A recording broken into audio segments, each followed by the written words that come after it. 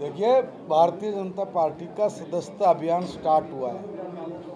इस सदस्यता अभियान के शुरू करने के निमित्त यहाँ पर एक बैठक का आयोजन किया गया है, जिसमें कि ये बताया गया है पार्टी की तरफ से कि हमने कैसे सदस्यता करनी है, किस व्यक्ति को कितनी सदस्यता का टारगेट दिया गया है। तो ऐसे करके 2.5 लाख मेंबर हम लोग अम्बाला जिले के बनाने वाले हैं। सर, कांग्रेस के सांसद है रणदीप सुरजेवाला, वो कह रहे हैं कि भाजपा की सरकार में खुलेआम नकल राज चल रहा है। उन्होंने ट्वीट किया आज। देखिए, वो ट्विटर नेता हैं,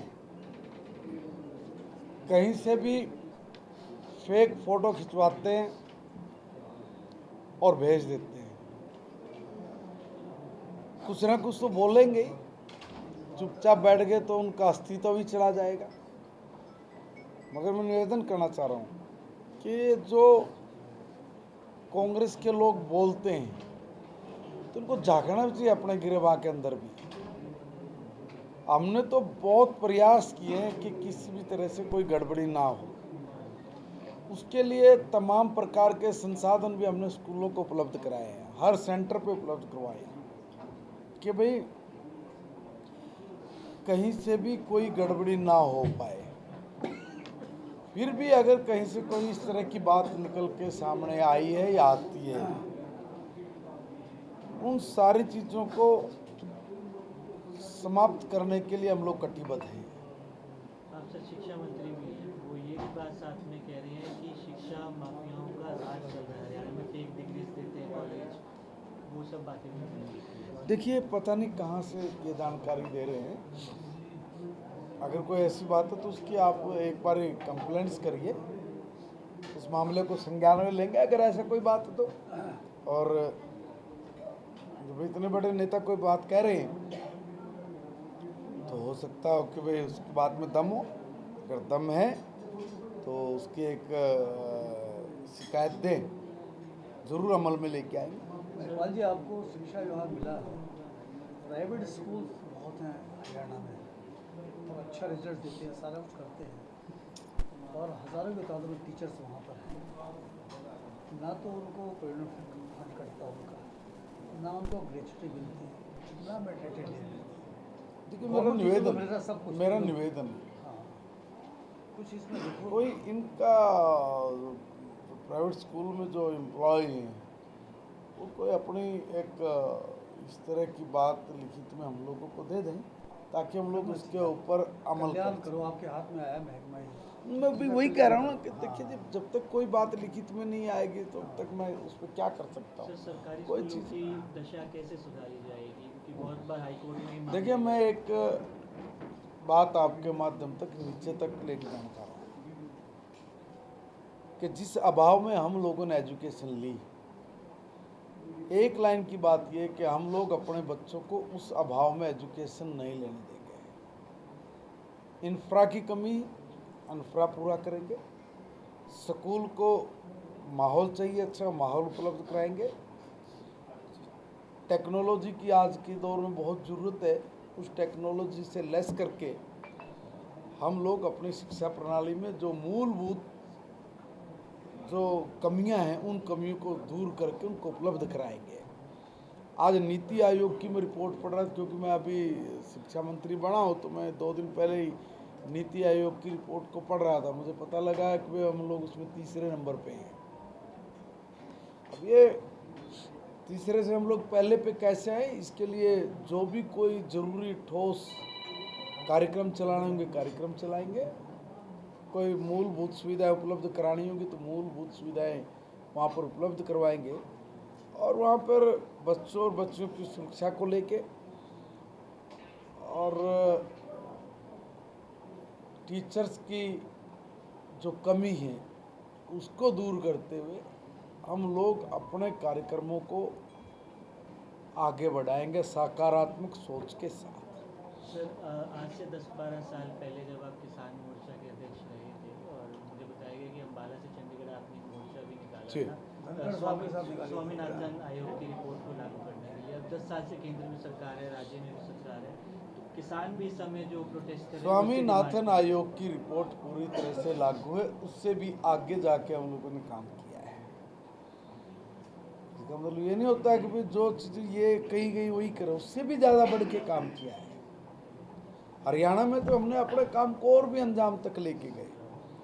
हिंदुस्तान का पहला स्टेट हरियाणा है जिसमें 1-2 फसलें नहीं 24 फसलें हम लोग MSP पे खरीदते हैं। मैं पूछना चाहता हूं कि हमारे ऊपर उंगली उठाने वाले लोग बताएं कि आप अपने अपने स्टेटों में कोई फसल MSP पे खरीदते हो क्या? सिर्फ वही फसलें वो MSP पे लेते हैं जिनका कोटा होता है, धान का, गेहूं का। इसके अलावा बताइए कौन सी फसल कौन खरीदता है? ये कांग्रेस शासित प्रदेश बताएं हमें कि आप सरसों, बाजरा, ज्वार, रागी, सोयाबीन, कोई फसल, दाल, तिल, तिलहन, कोई तो आप लोग MSP पे खरीदते होंगे। मगर हम लोग हर फसल किसान की MSP पे खरीदते हैं। हमने उस तरह के संसाधन जुटाए हैं। देखिए, सरकारों ने अपना रेट तय कर दिया। 2016 में 17 में माननीय प्रधानमंत्री जी ने कहा कि हम लोग हिंदुस्तान के किसान की आय को दुगना करेंगे। बीच में किसी महामारी आई, ऐसी भयंकर आई कि सारी दुनिया आर्थिक मंदी की चपेट में आ गई। कोई देश अपने आप को उठा नहीं पा रहा था। आज तक भी वो कमर टूटी हुई है। लोग अभी भी पूरी तरह से उस महामारी के कारण उभरे नहीं हैं। मगर भारत के सम्मानित प्रधानमंत्री नरेंद्र मोदी जी ने इस देश के किसान के साथ जो कमिटमेंट किया, उन्होंने उस कमिटमेंट को पूरा किया। आज मैं आपके चैनल के माध्यम से बताना चाह रहा हूं कि भाई, आप गेहूं का, धान का, ज्वार का, ग्वार का, बाजरे का, रागी का, आप अरहर का, मूंग का, उड़द का, आप सोयाबीन का, आप किसी भी फसल का दाम 2013-14 में क्या था और 2023-24 में क्या है।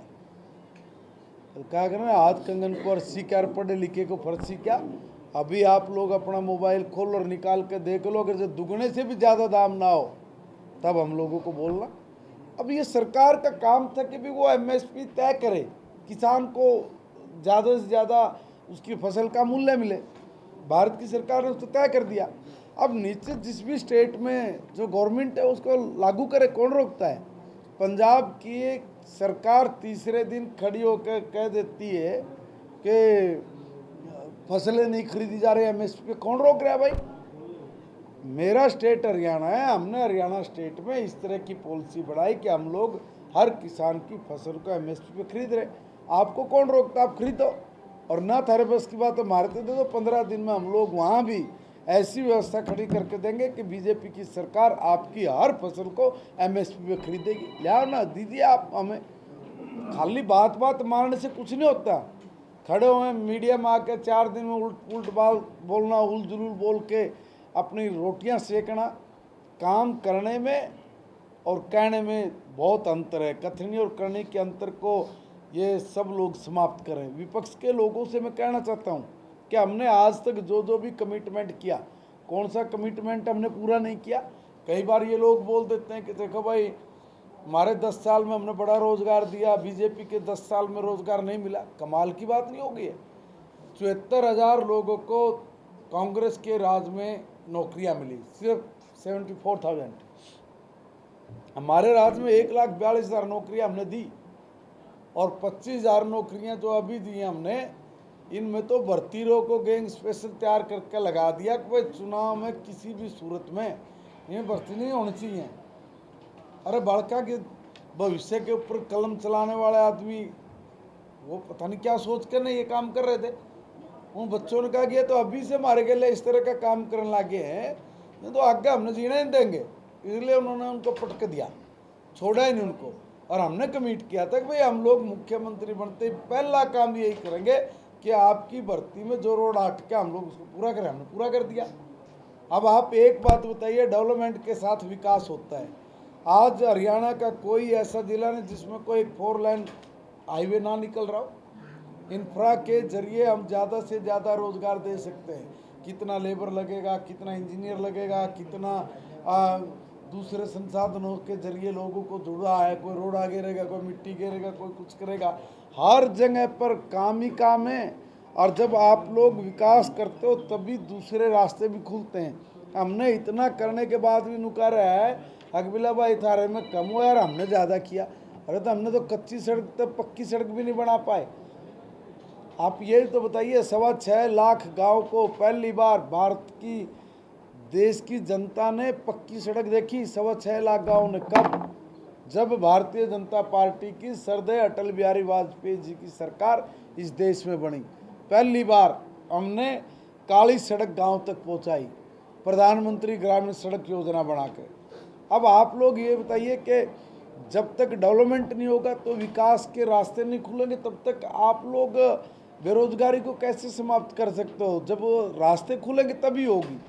धीरे धीरे करके इस देश में बेरोजगारी को दूर करने के लिए एक से एक पॉलिसी बनाई जा रही है, इंडस्ट्री स्थापित की जा रही है, दूसरे भी रास्ते सारे हम लोग उस तंत्र पे काम कर रहे हैं कि वो ज़्यादा से ज़्यादा जो लोग हैं उनको रोज़गार मिल सके।